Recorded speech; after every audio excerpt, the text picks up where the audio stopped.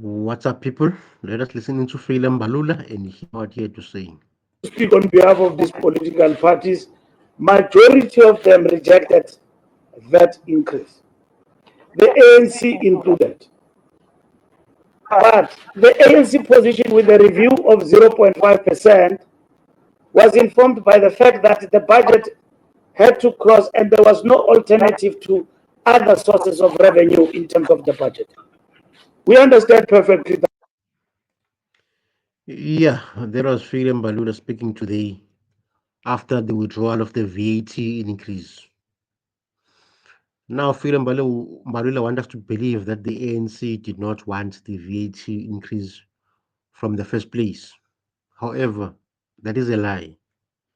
In life, there are two kinds of people that must not trust. You must never trust a politician and a criminal because they are the same thing. Now, the VAT increase was initiated by the ANC. It was proposed by the Minister of Finance, Mr. Enoch Godongwana. So now Phelan Balua cannot now turn around and say the ANC did not want the VAT increase. Mr. Enoch Godongwana is a member of the ANC. He is the minister appointed by Cyril Ramaphosa, excuse, who is the president of the ANC. So the budget was proposed and implemented by ANC. The only reason why the VAT was not increased it's because of the court case that was brought before court by the EFF and the Democratic Alliance. So we have those two parties to thank for the removal of the 0.5% increase in VAT. The ANC can turn around and try and spin things, but no. We know that the ANC, Action SA, and Boza, which is Muslim Man's party, they all voted to increase the VAT. So now the ANC realized that everyone in the country is very angry about this VAT increase. They realize that if they continue with it, they're gonna suffer in the next year's elections. Remember that next year we're gonna vote for the local government officials. That includes your useless mayor and your useless ward councillor, those people. So they realize that no, if we continue this VAT, we're gonna suffer. They already suffered in the elections last year. Remember that the ANC now is below 50% because they do not listen to the people. So now they are trying to listen to the people so that they don't suffer even further. So if Ramaphosa and the ANC want money to fund the government budget or infrastructure, they need to cut their cabinet first. The first thing that Cyril must do is to get rid of all the deputy ministers because those people are just glorified politicians. They do not have a job, they do not have a role in government. A deputy minister can't even act even if the minister is away because of the law. If let's say the minister of education is away, the deputy can't act. A minister from a different portfolio has to act on his or her behalf. So in reality, the deputy ministers they get paid. They've got private VIP for nothing. They do not offer this country anything.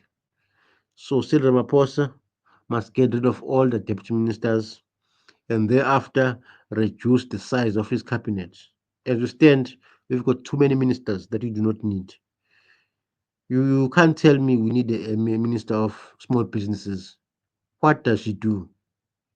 That minister can be merged with the minister in the president's or somewhere else because it is a useless ministry.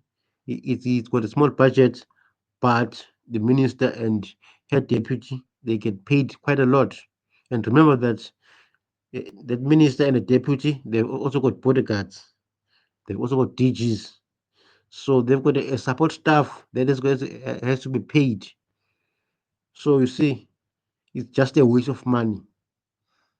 So Cyril must start there and don't tell us about VT and other stuff. Secondly, they need to fight corruption. Each year, the Auditor General tells us that there's so much money wasted, there's so much money that can't be accounted for. Where did that money go to? Corruption. So, the Office of the Public Protector and the Auditor General, they need to play a bigger role in this because there's too much money that is wasted in government. That money can be used to fund our schools, our police ministry, and so on. But it is wasted because some ministries cannot even account where they spend those billions. The VAT increase was unnecessary in the first place because the poor are already suffering.